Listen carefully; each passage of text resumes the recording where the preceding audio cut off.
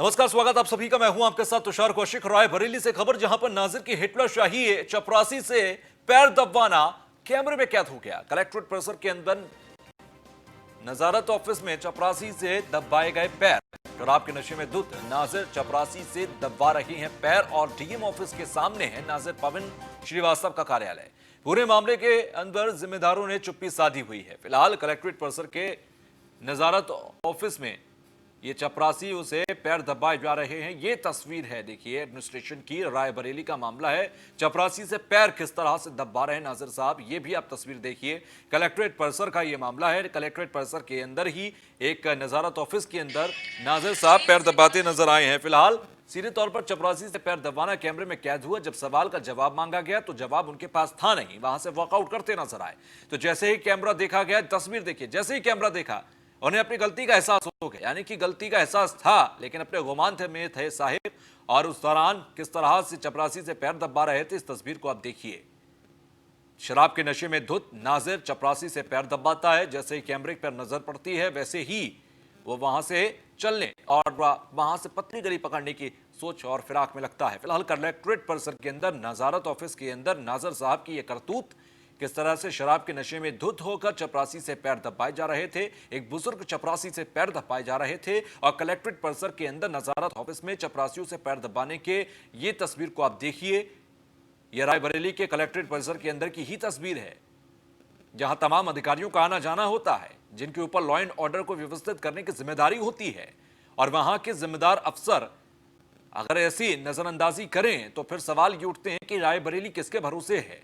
अगर वहां पर तमाम जिम्मेदार अधिकारी, तमाम जो नजारत कार्यालय के अंदर के तमाम लोग हैं, अगर वो इस तरीके से स्थिति को असामान्य करें और इस तरीके से मानवता और संवेदनहीन होकर एक बुजुर्ग कर्मचारी से पैर दबाएं, वो भी शराब के नशे में धुत होने के बाद, तो फिर सवाल उठते हैं। लेकिन सवालों के जवाब अभी तक नहीं मिल सके हैं। तो नाजिर की हिटलरशाही देखिए।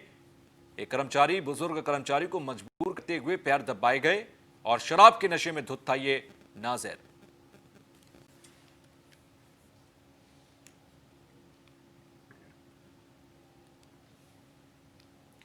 अब खबर सहारनपुर से है, जहां पर मानसिक रूप से विक्षिप्त युवक की हत्या कर दी गई। पीट पीटकर युवक को मौत के घाट उतार दिया गया। दराती से एक लड़के पर हमला किया गया। ग्रामीणों ने पीट पीटकर आरोपी को मौत के घाट उतारा। दो समुदाय के बीच मामला होने की तनाव की स्थिति है और पुलिस इस पूरे मामले की जांच पड़ताल कर रही है। थाना देववन क्षेत्र के गांव इस्लामिया का मामला है। तो ग्रामीणों ने पीट पीटकर आरोपी को मौत के घाट उतार दिया है। सहारनपुर का यह मामला बताया जा रहा है। मानसिक रूप से विक्षिप्त युवक की हत्या कर दी गई, पीट पीटकर मौत के घाट उतार दिया गया। तो दराती से एक लड़की पर यह हमला किया गया। फिलहाल ग्रामीणों ने पीट पीट कर आरोपी को मौत के घाट उतारा। एक लड़के के ऊपर यह हमला किया गया था। थाना देववन क्षेत्र के गांव इमलिया का मामला है, जहां पर एक लड़के के ऊपर यह हमला किया गया। तो ग्रामीणों ने पीट पीट कर आरोपी को मौत के घाट उतारा है। फिलहाल मानसिक रूप से विक्षिप्त बताया जा रहा है ये युवक। तो लड़के के ऊपर यह दराती से हमला किया गया और दराती से हमला करने के बाद ग्रामीणों ने जमकर पीटा। इतना पीटा कि वो पूरी तरह से घायल हो गया। उसके बाद उसे अस्पताल में भर्ती कराया गया। दो समुदायों के बीच मामला होने से तनाव की स्थिति बन गई है। पुलिस फिलहाल पूरे मामले की जांच पड़ताल में जुटी है।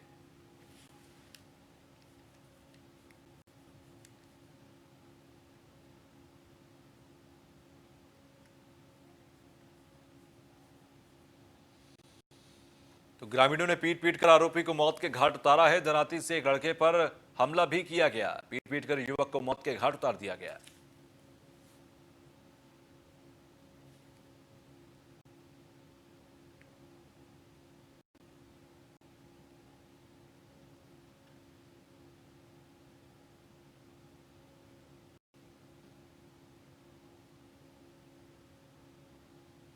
तो ग्रामीणों ने पीट पीटकर आरोपी को मौत के घाट उतार दिया है। मानसिक तौर पर विक्षिप्त युवक की हत्या कर दी गई। पीट पीटकर युवक को मौत के घाट उतार दिया गया। दराती से एक लड़के पर हमला भी किया गया था। तो दराती से एक लड़के पर हमला किया गया था, जिसके बाद दो पक्षों के बीच, दो समुदायों के बीच ये मामला आने से तनाव की स्थिति हो गई। फिलहाल प्रशासन वहां पर मुस्तैदी के साथ तैनात है। सहारनपुर से संवाददाता गौरव सैनी हमारे साथ जुड़ गए हैं। गौरव, मामला क्या था, वजह क्या थी जिस वजह से पूरा मामला सामने आया? गौरव, मेरी आवाज आप तक पहुंच रही है? जी जी। क्या मामला था जिसकी वजह से दराती से हमला किया गया और दो समुदायों के बीच का मामला बन गया ये? जी बिल्कुल, देखिए मैं आपको बताना चाहूंगा जनपद सहारनपुर के थाना देवन क्षेत्र के गांव इमलिया निवासी एक मानसिक रोगी का एक व्यक्ति ने पहले अपने ही गांव के एक युवक पर दराती से हमला कर उसकी मोटरसाइकिल लेकर भाग गया, तो बाद में पास ही के गांव डेरा में जाकर 8 वर्षीय बालक पर भी दराती से फाड़ किया था, उसी में घायल कर दिया गया। जिसके बाद एक डेरा के ग्रामीणों ने आक्रोशित होकर अभियुक्त इसरार को घेर लिया और उसके बाद जमकर मारपीट की गई। इसके बाद घटना की सूचना मिलते ही पुलिस मौके पर पहुंच गई थी और अभियुक्त इसरार बालक को देवन के सरकारी अस्पताल में भर्ती कराया गया था, जहां से दोनों की गंभीर हालत को देखते हुए जिला अस्पताल रेफर कर दिया गया था। जिला अस्पताल में चिकित्सकों ने इसरार को मृत घोषित कर दिया था। ठीक है, चलिए बहुत बहुत शुक्रिया हमसे जुड़ने के लिए।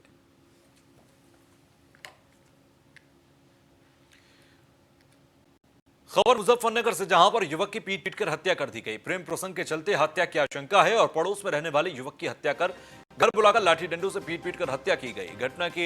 घटना से इस क्षेत्र में सनसनी मची हुई है। फिलहाल आपको बता दें, मृतक के शव को पोस्टमार्टम के लिए पुलिस ने भेज दिया है। मौके पर भारी पुलिस बल तैनात है। फिलहाल घर बुलाकर लाठी डंडों से पीटा गया, जमकर पीटा गया कि उस युवक की मौत हो गई है। फिलहाल पुलिस ने शव को कब्जे में लेकर पोस्टमार्टम के लिए भेज दिया है। पड़ोस में रहने वाले युवक की हत्या की गई। पहले घर बुलाया गया और उसके बाद पीट कर उसकी हत्या कर दी गई।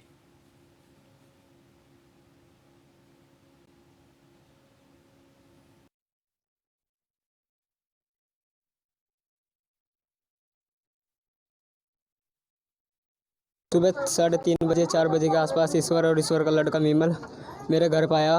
छोटा लड़का बाहर बैठक में सो रहा था, उसको बुला कर ले गया। हमें कुछ नहीं पता था। फिर थोड़ी बहुत देर के बाद हमें शोरगुल पता चला। गांव के जो मोहल्ले वाले उन्होंने बताया ऐसे ऐसे बात होगी। ललित ने उसकी गर्दन पर पैर टेक रखा था। ललित की वजह से उसके प्राण निकले। देशराज और मीमल और ईश्वर और उसके सलेख के लड़के, ये सारा कुंड था, वो अकेला था बेचारा। इन्होंने मिलकर उसे मारा।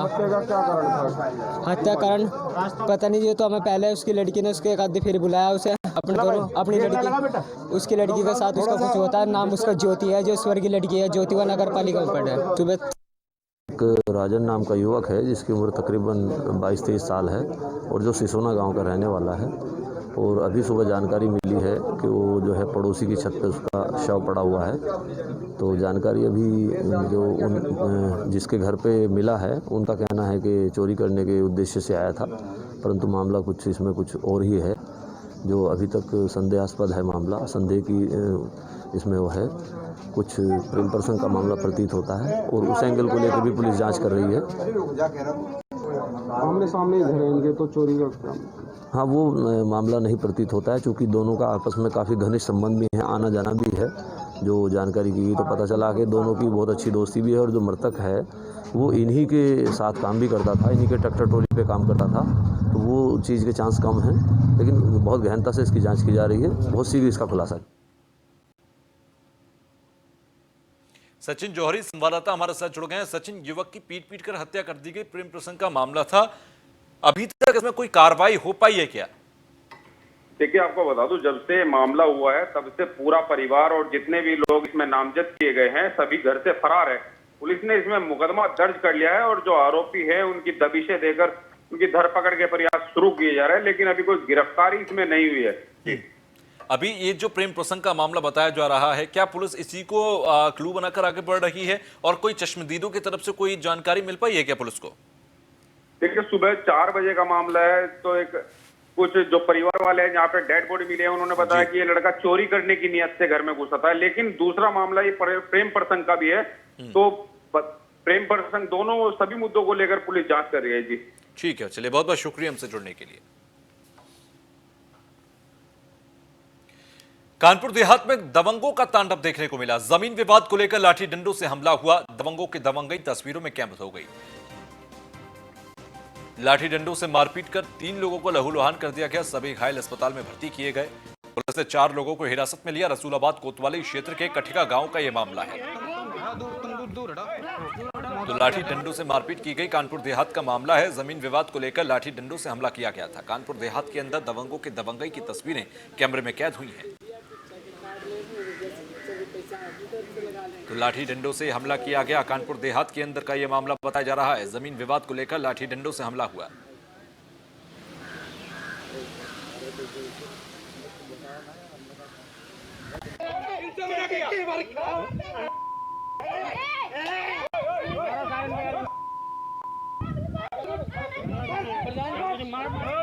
तो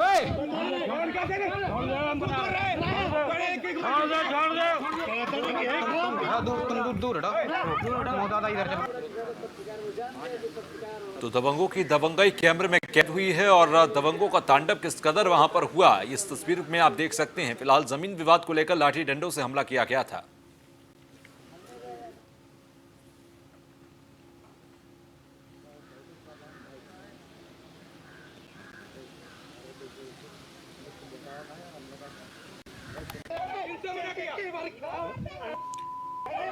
तो ये पूरा मामला तस्वीरों में कैद हुआ है। फिलहाल आपको बता दें पुलिस इस पूरे तहकीकात में जुटी हुई है और इस मामले की जांच की जा रही है।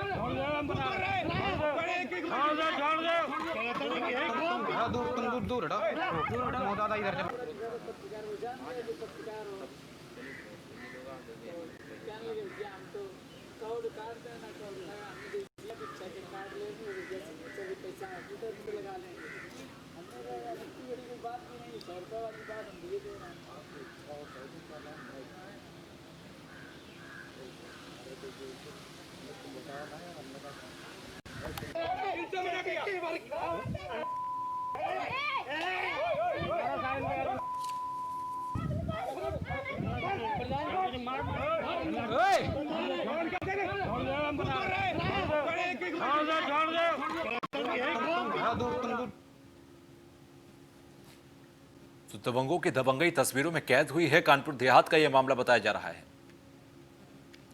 संवाददाता सलीम सिद्दीकी हमारे साथ जुड़ गए हैं। सलीम, तस्वीरों में वो पूरा दबंगों का तांडव कैद भी हुआ है। अभी तक मामले का खुलासा हो पाया और साथ ही साथ पुलिस उस वक्त अभी फिलहाल पुलिस की कार्रवाई क्या हुई है इस पूरे मामले पर? देखिए, रसूलाबाद कोतवाली क्षेत्र के कचका गांव का मामला है। मामूली जमीनी विवाद था जिसको लेकर जमकर लड़ाई जैसे 3 लोग गंभीर रूप से घायल हो गए, जिन्हें उपचार के लिए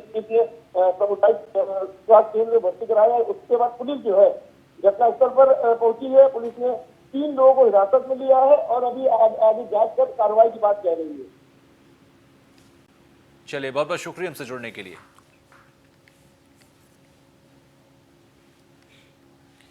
तो कानपुर का मामला जहां पर ग्राम प्रधान ने ही गौशाला पर कब्जा कर लिया है। औचक निरीक्षण को लेकर करने के लिए पहुंचे थे गौ रक्षा वाहिनी के प्रदेश उपाध्यक्ष। अव्यवस्थाओं को देखकर जमकर भड़क गए उपाध्यक्ष मेराज अहमद।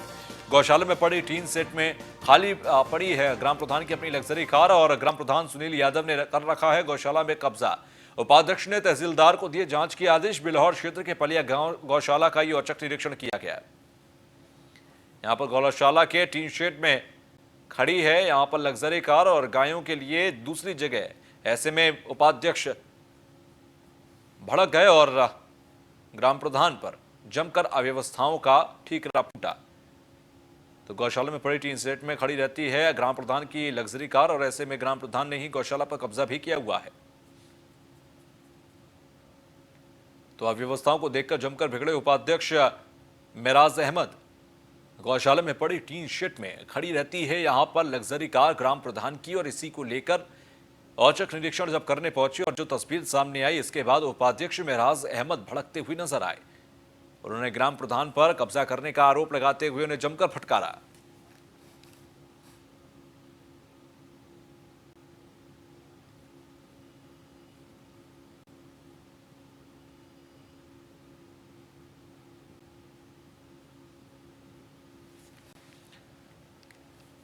अश्वनी निगम संवाददाता हमारे साथ जुड़ गए हैं। अश्वनी, अव्यवस्थाएं तो थी ही, इसके अलावा वहां पर कब्जे होने की भी बात कही जा रही ग्राम प्रधान की तरफ से। क्या कुछ सच्चाई और हकीकत है वहां की? देखिए, जो बिल्कुल हकीकत सामने जो नजर आई, जब वहाँ के प्रदेश के उपाध्यक्ष जब पहुंचते हैं, जब गौशाला का निरीक्षण करते हैं, उसी दौरान वहाँ पे जहाँ पे गाय को बांध करके चारा खिलाया जाना चाहिए था, वहाँ पे चारा न दे करके वहाँ पे लग्जरी उनकी गाड़ी खड़ी मिली, जिसके बाद उन्होंने फटकार लगाई और कार्रवाई करने की बात कही है। अभी फिलहाल ग्राम प्रधान की तरफ से कोई वर्जन इस पर आया है? ग्राम प्रधान के ऊपर इतना गंभीर आरोप लगा है। ग्राम प्रधान पर आरोप लगाया, लेकिन इस मामले में मीडिया से ग्राम प्रधान हमेशा बराबर करते रहे। उन्होंने मीडिया के सामने कोई भी अपना वर्जन नहीं दिया। वहीं इसी बात को लेकर जो वहां पहुंचे प्रदेश अध्यक्ष भी इस बात पे उन्होंने कहा कि आप द रिकॉर्ड बता सकते हैं कि एक पहली बार हिदायत दी गई है कि जिस हिसाब से गौशाले में पाया गया जहाँ गायों का चारा खिलाया जाना चाहिए था, वहां पे गाय को चारा न खिला के लग्जरी गाड़ी खड़ी हो रही है। ऐसे में उन्हें पहली बार उन्हें हिदायत दी गई है। ठीक है, चलिए, बहुत बहुत शुक्रिया हमसे जुड़ने के लिए। तो वहीं लखनऊ के अंदर हाईकोर्ट की लखनऊ बेंच ने योगी सरकार की तारीफ की है। योगी सरकार के छात्रों प्रवासियों के मामले पर अच्छी व्यवस्था हुई है, ये हाईकोर्ट की तरफ से कहा गया। इसके लिए यूपी सरकार बधाई के पात्र है। हाईकोर्ट ने कहा प्रियंका गांधी के पीएस संदीप सिंह की जमानत मामले में चल रही थी सुनवाई, अग्रिम जमानत की सुनवाई करते हुए हाईकोर्ट ने तारीफ की। तो इसके लिए यूपी सरकार बधाई के पात्र है। हाईकोर्ट की तरफ से कहा गया प्रियंका गांधी के पीएस संदीप सिंह के जमानत के मामले पर सुनवाई चल रही थी और उसी दौरान हाईकोर्ट की तरफ से यह कहा गया कि सरकार यानी कि यूपी सरकार योगी सरकार ने छात्रों और प्रवासियों के मुद्दे पर अच्छा काम किया है। उनकी अच्छी से अच्छी व्यवस्थाएं की हैं, जो ऐसे क्रूशियल समय पर किया जा सकता था उससे बढ़कर योगी सरकार ने काम किया। इन बातों को हाईकोर्ट की तरफ से कहा गया। इसके लिए यूपी सरकार बधाई के पात्र है। प्रियंका गांधी के पीएस हैं संदीप सिंह, उनके जमानत के मामले में सुनवाई चल रही थी और उसी दौरान हाईकोर्ट की तरफ से इस बात को कहा गया। अवनीश विद्यार्थी एग्जीक्यूटिव एडिटर हमारे साथ जुड़ गए हैं। अवनीश जी, योगी सरकार की तारीफ हाईकोर्ट के अंदर भी उस मामले के दौरान हुई जब संदीप सिंह की जमानत के मामले पर सुनवाई चल रही थी, क्या कुछ कहा गया हाईकोर्ट की तरफ से? हाईकोर्ट ने तारीफ की है, खासतौर पर जो प्रवासी थे, अलग अलग हिस्सों से कामगार मजदूर थे, उनको वापस उत्तर प्रदेश में लाया गया और साथ ही साथ दूसरा जो छात्रों का मसला था, छात्र विभिन्न जगहों पर थे, चाहे प्रयागराज में फंसे थे या कोटा में फंसे थे, उनको उनके घरों तक पहुंचाया गया। इस बात को लेकर जो बसों का प्रयोग किया, क्योंकि बसों की सियासत को लेकर के ये पूरा मामला हुआ था, जिसमें संदीप सिंह के खिलाफ भी एफआईआर हुई थी, अजय सिंह लल्लू के खिलाफ भी एफआईआर हुई थी। उसी प्रकरण को लेकर के हाईकोर्ट ने अपनी टिप्पणी में जो है उत्तर प्रदेश की योगी सरकार की तारीफ की और उस तारीफ में इस बात का जिक्र किया गया कि कैसे सरकार ने जो है बेहतर प्रणाली का इस्तेमाल करते हुए बहुत ही नियोजित तरीके से छात्रों को वापस उनके घरों तक पहुंचाने का प्रबंध किया और साथ ही साथ इस पूरे मामले में सियासत जो हुई है इसको लेकर के कल भी जब अजय लल्लू की जमानत हो रही थी परसों, तब भी जो है सवाल उठाए थे और ये कहा था कि इस मामले में सियासत नहीं होनी चाहिए। तो कहीं ना कहीं योगी सरकार के लिए ये हौसला बढ़ाने वाली खबर है कि हाईकोर्ट ने भी उसकी इस पूरे प्रकरण में तारीफ की है। बिल्कुल, और साथ ही साथ देखा जाए जिस तरीके से प्रवासियों के मामले पर और छात्रों के मामले पर ये पूरा एक मूवमेंट चलाया गया, उस दौरान क्रूशियल समय पर जो किया जा सकता था उससे बढ़कर सरकार ने किया। ये दूसरे राज्यों के लिए भी कहीं ना कहीं एक एग्जाम्पल सेट हुआ था। यही वजह थी कि कई राज्यों में इसका जिक्र भी किया गया। ये बात सही है कि जो परिस्थिति थी उस कालखंड में बहुत चुनौतीपूर्ण थी। उत्तर प्रदेश की योगी सरकार ने इनिशिएटिव लिया और तमाम राज्य जिस दौर में इन कदमों के लिए मना कर रहे थे, तमाम बिहार जैसे ऐसे राज्य जहां पर मुख्यमंत्री तक ने मना कर दिया था कि वो बाहर से अपने छात्रों को वापस नहीं लाएंगे, उस दौर में योगी सरकार ने ये एफर्ट शुरू किया और पहले कोटा से छात्रों को, फिर अलग अलग प्रदेशों से प्रवासी मजदूरों को अलग अलग जगहों से वापस उत्तर प्रदेश लाया गया। साथ ही साथ पहले बसों के माध्यम से और बाद में ट्रेनों के माध्यम से, और न सिर्फ लाया गया बल्कि उनको वापस भेजने की व्यवस्था और उनको यहाँ पर भोजन और ठहरने का प्रबंध भी योगी सरकार ने नियोजित तरीके से किया और उसकी तमाम विशेष परिस्थितियों में भी प्रतिदिन समीक्षा मुख्यमंत्री करते रहे, यहाँ तक कि उनके पिता का निधन हुआ उस दौर में भी, उस दिन भी, जिस दिन ये खबर आई उस दिन भी वो लगातार अधिकारियों के साथ समीक्षा बैठक करते रहे। जी चलिए, बहुत बहुत शुक्रिया हमसे जुड़ने के लिए। खबर मुरादाबाद से है, जहां पर 2 पुलिसकर्मी कोरोना पॉजिटिव निकले हैं। पुलिस विभाग में हड़कंप मचा है। मुरादाबाद के अंदर आपको बता दें एसएसपी ऑफिस 3 दिन के लिए बंद किया गया, सीज किया गया। 3 दिन सुनी जाएंगी ऑनलाइन शिकायतें। तो मुरादाबाद का मामला, जहां पर 2 पुलिसकर्मियों के पॉजिटिव निकलने के बाद एसएसपी ऑफिस को यहां 3 दिन के लिए बंद कर दिया गया है, सीज कर दिया गया है और इसके बाद अब 3 दिन तक यहां पर ऑनलाइन शिकायतें ही सुनी जाएंगी। तो कोरोना पॉजिटिव आने के बाद यहां पर सीलिंग की कार्रवाई की गई है। एसएसपी ऑफिस में 2 पुलिस कर्मचारी यहां पर पुलिसकर्मियों के पॉजिटिव आने के बाद ये किया गया। कोरोना की वजह से कप्तान साहब ने कह दिया भाई इसे ऑफिस बंद कर दो 2-3 दिन के लिए। जो भी कार्यवाही तो खैर होगी, अलग से व्यवस्था होगी। तो आज किस कार्य को किया गया है? ये कोरोना की वजह से, कोरोना की सैनिटाइज किया गया पूरा ऑफिस, सैनिटाइज किया जा रहा पूरा। ब्रेक के बाद एक बार फिर आप सभी का स्वागत। हाथरस का ये मामला है, जहां पर सहपऊ ब्लॉक बना शराब बार। ब्लॉक के अंदर सरकारी बाबुओं ने खोल दिया शराब का अड्डा। हाथरस के सहपऊ ब्लॉक में बाबू के पद पर तैनात हैं पुरुषोत्तम। ब्लॉक के अंदर का वीडियो सोशल मीडिया पर वायरल हुआ। अब इस तस्वीर को आप देखिए, ब्लॉक ऑफिस के अंदर किस तरह से बार खुला पड़ा है और यहाँ पर जमकर शराब पी जा रही है। ब्लॉक के अंदर वीडियो ये सोशल मीडिया पर वायरल हुआ, जिसके बाद लगातार इस ब्लॉक ऑफिस की इस शर्मनाक घटना के बाद लोग इसे ट्रोल कर रहे हैं। सोशल मीडिया पर लगातार वायरल हो रही है खबर, ये तस्वीर लगातार वायरल हो रही है। ब्लॉक के अंदर वीडियो सोशल मीडिया पर वायरल हो रहा है। ब्लॉक के अंदर का जहां पर इसे बार बना दिया गया, शराब बार के अंदर किस तरह से शराब का सेवन किया जा रहा है, इस तस्वीर को भी लगातार लोग ट्रोल कर रहे हैं। फिलहाल हाथरस का मामला है। हाथरस के ब्लॉक ऑफिस के अंदर की यह तस्वीर है। तो ब्लॉक के अंदर सरकारी बाबू लगातार यहां शराब का सेवन कर रहे हैं और इस तस्वीर को सोशल मीडिया पर लगातार वायरल किया जा रहा है।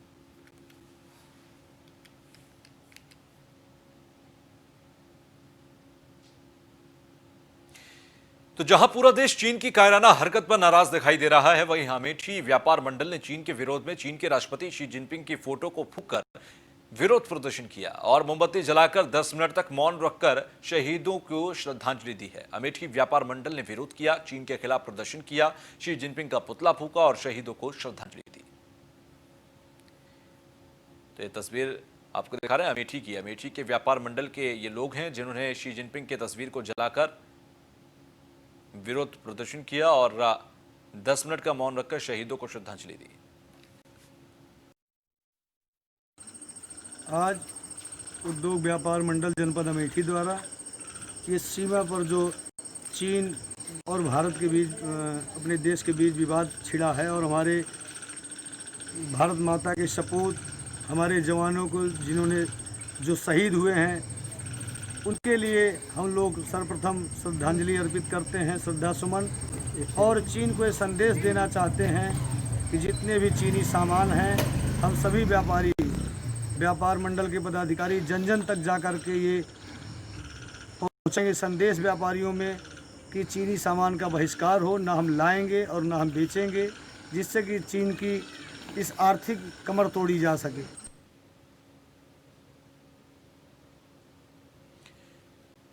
तो शी जिनपिंग का पुतला फूंका गया, ये अमेठी की तस्वीर हम आपको दिखा रहे हैं। तो फिलहाल शहीदों को जमकर श्रद्धांजलि दी जा रही है और शहीदों के लिए मौन भी रखा गया। शहीदों के लिए अपनी भावनाओं को प्रकट करते नजर आए। अब 2 तस्वीर आप देखिए, चीन का लगातार विरोध किया जा रहा है। अमेठी और मेरठ की हम तस्वीर आपको दिखा रहे हैं। तो अमेठी और मेरठ दोनों जगहों पर विरोध किया गया। जहां मेरठ में पुतला फूंका गया तो अमेठी में तस्वीर जलाकर प्रदर्शन किया गया। तो शहीदों को श्रद्धांजलि भी दी गई है। फिलहाल अमेठी में तस्वीर को जलाया गया और तस्वीर जलाकर चीन का विरोध किया गया। इसके अलावा 10 मिनट का मौन रखकर शहीदों को श्रद्धांजलि दी गई। तो वहीं मेरठ की तस्वीर हम आपको दिखा रहे हैं जहां पर पुतला फूंका गया और चीन के खिलाफ नारेबाजी हुई। तो बॉयकॉट चाइना एक मूवमेंट बन चुका है। सोशल मीडिया से लेकर और सड़क तक इसकी गूंज साफ तौर पर दिखाई दे रही है। शी जिनपिंग का पुतला भी फूंका गया, शहीदों को श्रद्धांजलि भी दी जा रही है।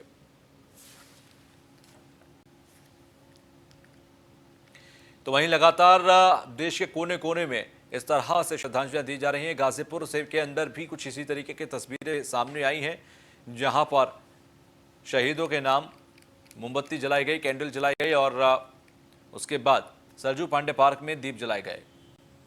गाजीपुर के अंदर शहीदों को श्रद्धांजलि दी गई। शहर के लोगों द्वारा श्रद्धांजलि के लिए वहां पर एक जगह इकट्ठा होकर तमाम दिए जलाए गए और कैंडल्स जलाई गई। तो गाजीपुर शहर के कचहरी रोड स्थित सरजू पांडे पार्क में चीन के संघर्ष में वीरगति को प्राप्त हुए अमर शहीदों को दीप जलाकर शहर के नागरिकों ने श्रद्धांजलि दी। श्रद्धांजलि अर्पित करते वक्त वीरगति को प्राप्त सैनिकों के चित्र के सामने दीप और कैंडल जलाकर शीश झुकाकर उनके सामने श्रद्धासुमन अर्पित किए गए। श्रद्धांजलि सभा में मौजूद अभिनव सिंह ने कहा कि शहीदों के परिवार वालों को ईश्वर इस घाव को सहन करने की शक्ति दे।